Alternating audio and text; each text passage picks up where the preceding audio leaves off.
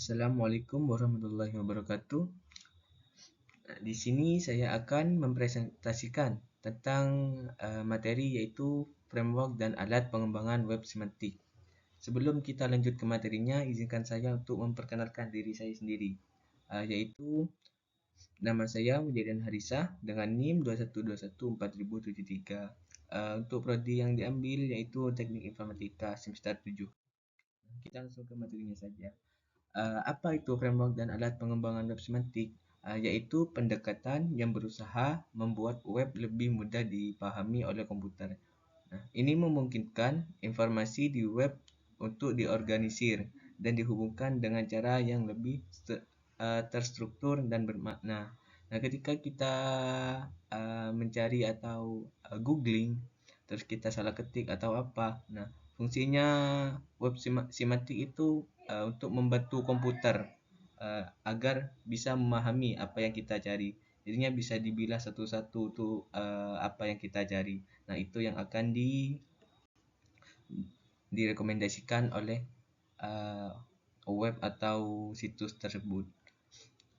Lanjut, yaitu pengenalan web semantik. Nah, di sini ada 3. Yang pertama itu web 2.0, yang kedua tujuan web semantik, yang ketiga prinsip utama.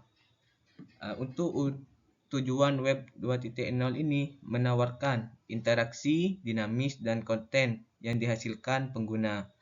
Namun masih terbatas dalam kemampuan pemahaman komputer.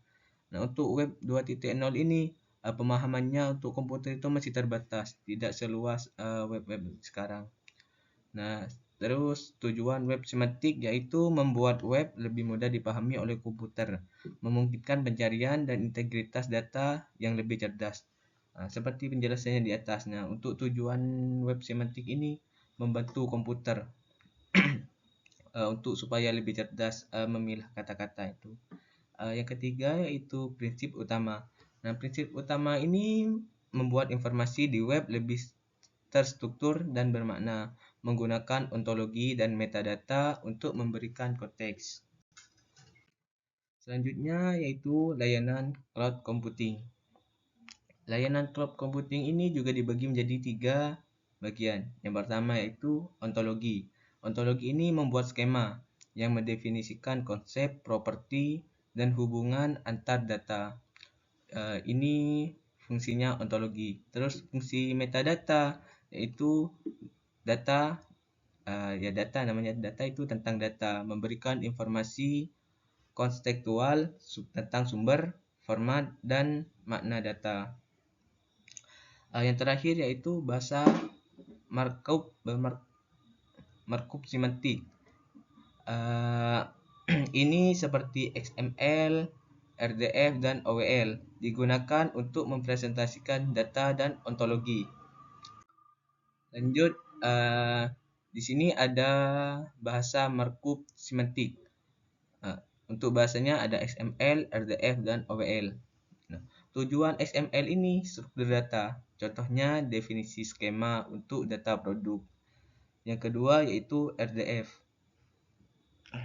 Tujuannya untuk mempresentasikan dan struktur. Contohnya yaitu deskripsi tentang buku, penulisan, dan penerbit. Terus yang terakhir yaitu OWL. Tujuannya ontologi dan alasan. Di sini contohnya yaitu definisi hubungan hierarkis antara jenis hewan. Seterusnya yaitu ada mekanisme interaksi data dan metadata. Di sini saya mengambil 3, yaitu ada sumber data, teknis ekstraksi, dan transformasi data. Untuk sumber data ini yaitu data yang diekstraksi dapat berasal dari berbagai sumber seperti website, dokumen, atau basis data. Nah, untuk teknik ekstraksi ini metode seperti parsing, scraping, dan OCR digunakan untuk mengambil data dan metadata dari sumber data. Yang terakhir yaitu transformasi data. Transformasi data ini data dan metadata yang diekstraksi kemudian diubah menjadi format yang sesuai untuk digunakan dalam web semantik. Nah, di sini ada alat pengembangan web semantik. Yang pertama yaitu ada ontologi editor. Yang kedua RDF tools. Yang terakhir semantic web framework. Nah, untuk yang pertama ini membantu dalam membuat dan mengelola ontologi seperti Portex dan Thoroughbred Composer. Yang kedua yaitu RDF tools, memfasilitasi pembuatan dan manipulasi data RDF, Jena, Apache, Gen, Fuseki.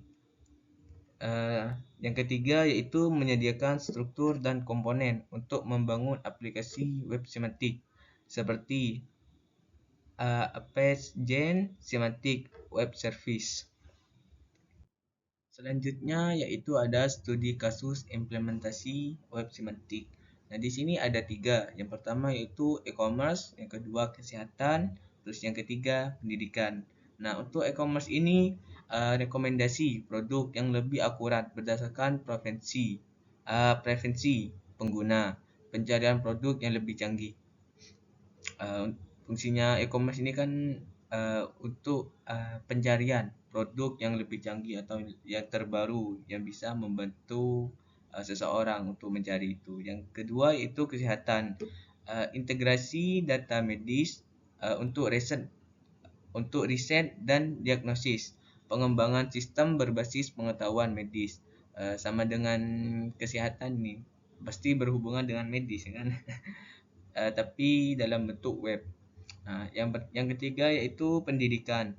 Pendidikan ini pembelajaran yang dipersonalisasi, sistem pencocokan kursus dan siswa, seperti platform pembelajaran online yang lebih cerdas.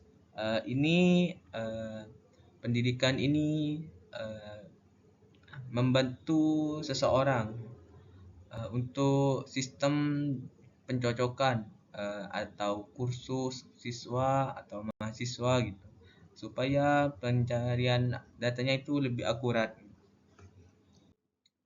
Yang terakhir yaitu ada kesimpulan dan potensi pengembangan selanjutnya. Untuk web semantik ini apa yang harus dikembangkan? Yang pertama yaitu web semantik memungkinkan sistem yang berbeda untuk berbagi dan mengintegrasikan dengan data lebih mudah.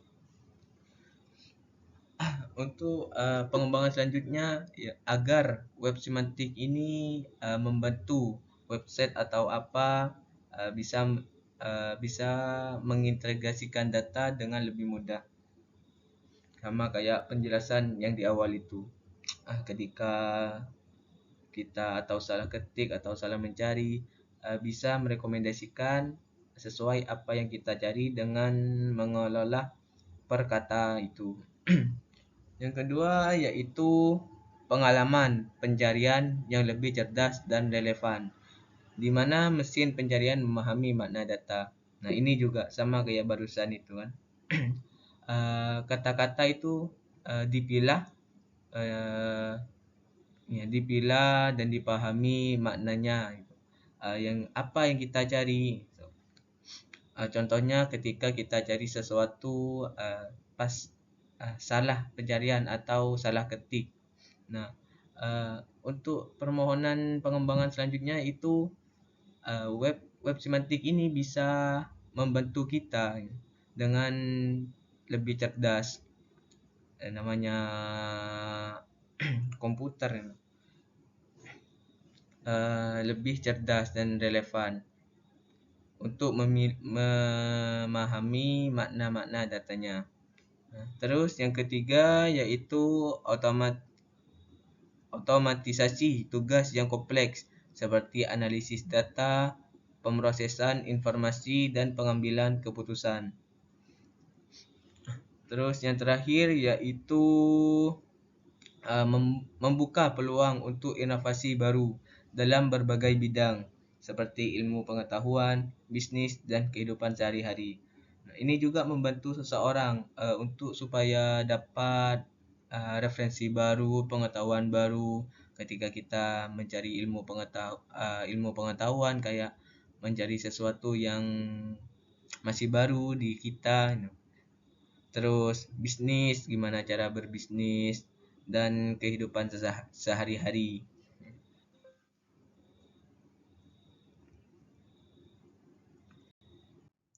Nah, terima kasih.